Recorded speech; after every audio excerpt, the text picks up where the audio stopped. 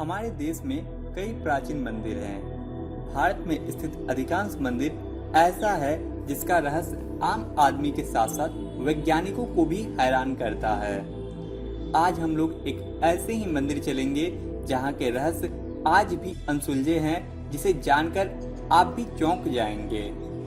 दोस्तों, हिंदू धर्म में 4 धाम की यात्रा का बहुत ही महत्व माना गया है। आज हम लोग 4 धाम में से एक ओडिशा के समुद्र तट के किनारे बसे पुरी में स्थित जगन्नाथ मंदिर के बारे में बताने जा रहे हैं। यह मंदिर भगवान विष्णु के अवतार श्री कृष्ण जी को समर्पित है। हर वर्ष यहाँ लाखों श्रद्धालु दर्शन के लिए आते हैं। यह मंदिर 800 वर्षों से भी ज्यादा पुराना है।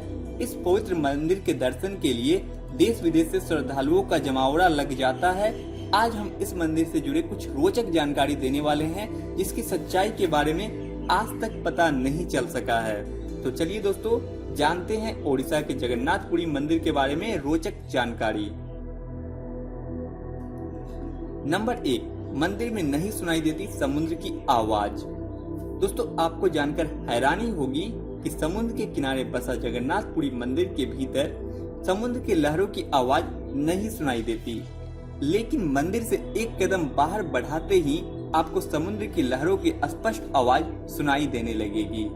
आपको जानकारी के लिए बता दे, इस मंदिर की हर एक जगह रहस्यों से भरी पड़ी है, जिसका राज आज तक किसी को पता नहीं चल सका है।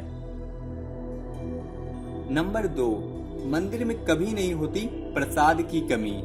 दोस्तों, मंदिर में जितने भी श्रद्धालु आ जाए, यहाँ कभी भी प्रसाद की कमी नहीं होती। इस मंदिर की रसोई भी सबको हैरान करती है। यहाँ भक्तों के लिए प्रसाद पकाने के लिए 7 बर्तन एक के ऊपर एक रखे जाते हैं। यहाँ हैरानी की बात यह है कि सबसे ऊपर रखे बर्तन में प्रसाद सबसे पहले पकता है, फिर नीचे की तरफ एक के बाद एक बर्तन में रखा प्रसाद पकता जाता है। इसके अलावा यह भी कहा जाता है, यहाँ इस मंदिर में प्रसाद का भोग लगाने 10-20 हजार भक्त आए या लाखों भक्त, इस मंदिर का प्रसाद कभी कम नहीं होता और सबको प्रसाद जरूर मिलता है। यहाँ की विशाल रसोई को भगवान जगन्नाथ जी को चढ़ाने वाले महाप्रसाद को बनाने के लिए 500 रसोइये लगते हैं। इसके अलावा 300 सहायक इन रसोइयों की सहायता करते हैं, यानी करीब 800 लोग मिलकर महाप्रसाद को बनाते हैं। कहा जाता है कि इस मंदिर का प्रसाद तभी खत्म होता है जब मंदिर के दरवाजे बंद कर दिए जाते हैं। भगवान जगन्नाथ जी के मंदिर में आज भी कई ऐसे चमत्कार होते हैं जिसका जवाब विज्ञान के पास भी नहीं है। पुराणों के अनुसार जगन्नाथ जी के मंदिर को धरती का वैकुंठ माना जाता है, क्योंकि माना जाता है कि साक्षात भगवान श्री कृष्ण यहाँ विराजमान हैं। नंबर 3, हवा की उल्टी दिशा में उड़ता है मंदिर का झंडा। दोस्तों, जगन्नाथ जी के मंदिर का सबसे बड़ा रहस्य यह है कि इसके शिखर पर मौजूद झंडा हवा के विपरीत दिशा में लहराता है। आमतौर पर दिन में हवा समुद्र से धरती की ओर चलती है और शाम में धरती से समुद्र की तरफ, परंतु यहाँ यह प्रक्रिया बिल्कुल ही विपरीत है। ऐसा क्यों है, इसका रहस्य आज तक वैज्ञानिकों को भी नहीं पता चल सका है। अलावा यहाँ के मंदिर का ध्वज रोज ही बदला जाता है। आमतौर पर मंदिरों का ध्वज रोजाना नहीं बदला जाता, परंतु जगन्नाथ जी के मंदिर का ध्वज रोज ही बदला जाता है। हर दिन एक पुजारी को मंदिर के ऊपर गुम्बद पर चढ़कर ध्वज बदलना होता है। यह भारत का एकमात्र मंदिर है जहां का ध्वज प्रतिदिन बदला जाता है। माना जाता है कि यदि ध्वज प्रतिदिन नहीं बदला गया तो मंदिर 18 वर्षों के लिए बंद हो जाएगा। नंबर 4, मंदिर के शिखर की छाया हमेशा ही अदृश्य रहती है। दोस्तों, जगन्नाथ जी के मंदिर के शिखर की छाया कभी भी जमीन में नहीं दिखाई देती। इसका रहस्य भी वैज्ञानिकों को समझ में नहीं आया है। इसके अलावा जगन्नाथ मंदिर के शिखर पर एक सुदर्शन चक्र लगा है, जिसे किसी भी दिशा में खड़े होकर देखने से ऐसा प्रतीत होता है कि चक्र का मुंह आपकी ही तरफ है।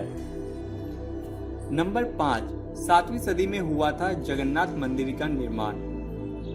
दोस्तों, 7वीं सदी में मंदिर का निर्माण हुआ था, लेकिन तब से लेकर अब तक 3 बार मंदिर टूट चुका है।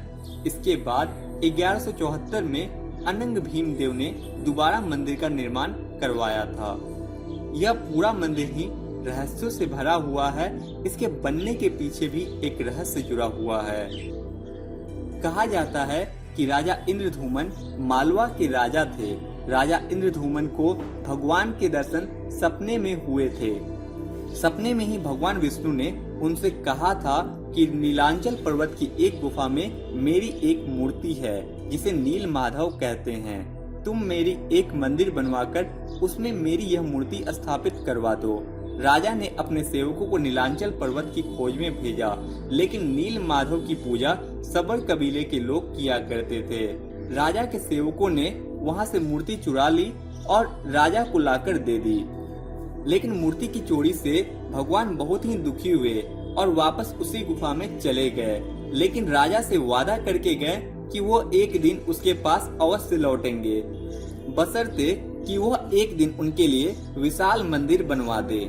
राजा ने मंदिर बनवा दिया और भगवान विष्णु से मंदिर में विराजमान होने के लिए कहा। तब भगवान ने कहा, तुम मेरी मूर्ति बनवाने के लिए समुद्र में पड़ा एक पेड़ का बड़ा टुकड़ा उठा कर लाओ, जो द्वारका से समुद्र में तैरकर पुरी आ रहा है। राजा के सेवकों ने पेड़ के टुकड़े को तो ढूंढ लिया, पर सब मिलकर इस टुकड़े को नहीं उठा पाए। तब राजा को समझ में आ गया कि नील माधव के अन्य भक्त सबर कबीले के मुखिया विश्वर बसु की सहायता लेनी पड़ेगी। सब उस वक्त हैरान रह गए जब विश्वर बसु भारी भरकम लकड़ी के टुकड़े को उठाकर मंदिर तक ले आए। अब बारी थी मूर्ति निर्माण करने की। राजा के कारीगरों ने लाखों कोशिश की, लेकिन लकड़ी में जरा सा भी परिवर्तन नहीं कर सके। तब तीनों लोक के कुशल कारीगर भगवान विश्वकर्मा एक बूढ़े व्यक्ति का रूप धारण करके आए। उन्होंने राजा को कहा कि वह नील माधव की मूर्ति बना सकते हैं, लेकिन साथ ही उन्होंने यह शर्त भी रखी कि वह 21 दिनों में मूर्ति बनाएंगे और अकेले में ही बनाएंगे। उनकी शर्त मान ली गई।